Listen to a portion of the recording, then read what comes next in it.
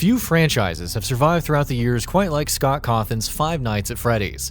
The survival horror series saw its first release in 2014, and featured fairly rudimentary gameplay due to Cawthon working on it alone. Nevertheless, with some genuinely interesting lore, unsettling character designs, and terrifying jump scares, Five Nights at Freddy's would become incredibly popular. That's to say nothing of the sheer volume of Let's Play videos, walkthroughs, and lore videos dedicated to it. Numerous sequels, spin-offs, books, and imitators have been released since then. There's even a film that's in the works. Fast forward to the present, and Five Nights at Freddy's The Core Collection is now available for Xbox One, PS4, and Nintendo Switch.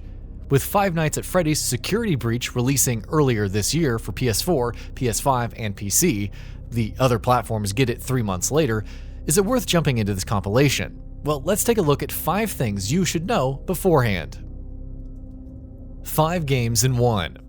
The Core Collection includes Five Nights at Freddy's 1 to 4, along with Five Nights at Freddy's sister location. The core part refers to this being the main storyline for the franchise. You'll be introduced to the world of Freddy Fazbear's Pizza and experience the nightmarish going-ons of its animatronics.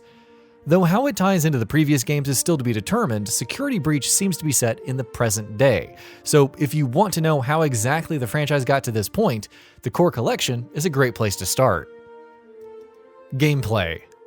Gameplay in Five Nights at Freddy's boils down like this. You're trapped in Freddy Fazbear's Pizza at night with killer animatronics walking around. Due to their programming, they'll attempt to stuff any human, in this case the player, into costumes, thus killing them. In Five Nights at Freddy's 1 to 3, you play as a security guard who has the benefit of different cameras that can be used to surveil the animatronics. If they happen to get to you, one way or another, you die. The initial night starts off slow, with usually 1 to 2 animatronics wandering around, but later on, they'll become more numerous and aggressive. As the name implies, you need to survive for 5 nights in total. There's often a 6th or custom night in each game which offers more challenges and additional story details, even being necessary for the true ending in some cases. From the second game onwards, various 8-bit minigames will crop up to provide more background on what's going on. Even among the first 3 games, there are key differences in the gameplay. Five Nights at Freddy's relies on power for its doors. Once the power runs out, the doors will open and cameras will become unavailable, along with the lights going out, which is literally bad news bears. Five Nights at Freddy's 2 offers unlimited power, but does away with the whole locking doors nonsense. A Freddy Fazbear mask is instead provided to help trick certain animatronics to spare you. Naturally, it doesn't work on everyone, so you'll need to rely on the flashlight as well, which has limited power by the way. Five Nights at Freddy's 3 mixes things up slightly, introducing 2 different systems for managing cameras, one looking at different rooms and corridors while the other examines the vents.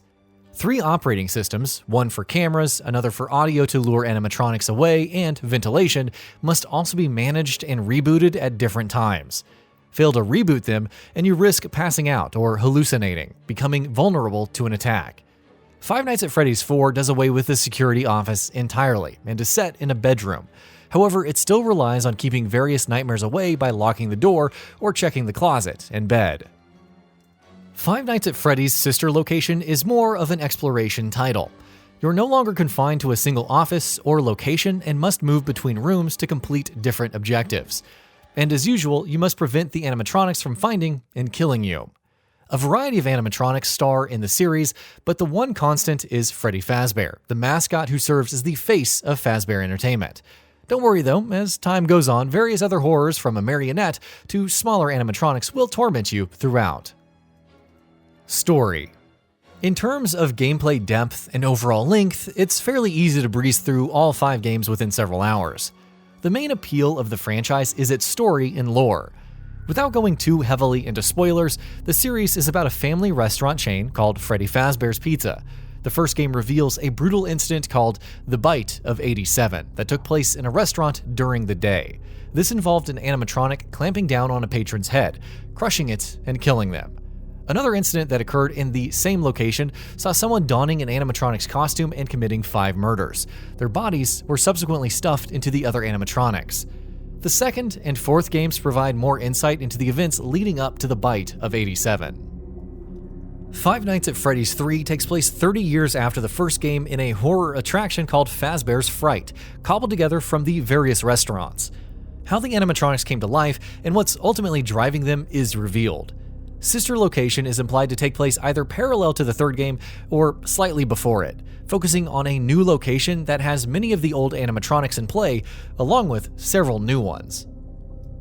All in all, the core collection offers a decently rounded view of the story, though there are still numerous unanswered questions, especially with regards to the fourth game.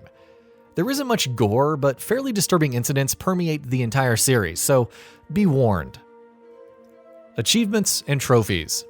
When released in a standalone format on consoles, each title had 10 achievements and trophies to earn on the Xbox One and PS4 respectively. These were fairly straightforward, from completing the different nights to dying. The core collection is billed as having a new achievement and trophy system, though whether new ones were added or this works differently from the current batch is still unknown. Optional cheats. In Five Nights at Freddy's 3, completing the 6th night, aka Nightmare, unlocks the ability to use cheats. These can increase the aggressiveness of animatronics, enable a radar, or progress the nights faster. The core collection reportedly has cheats that provide, quote, new reasons to revisit Fazbear Entertainment. This implies that there are cheats for all 5 games, which is great news for those who want to tone down the difficulty just to experience the story. More details are needed though, so don't go in expecting each and every game to have comprehensive new options available. And that about does it for this video. If you enjoyed what you watched and want to see more from GamingBolt, you can always hit that subscribe button and turn on the bell icon next to it. That way you will never miss any of our videos.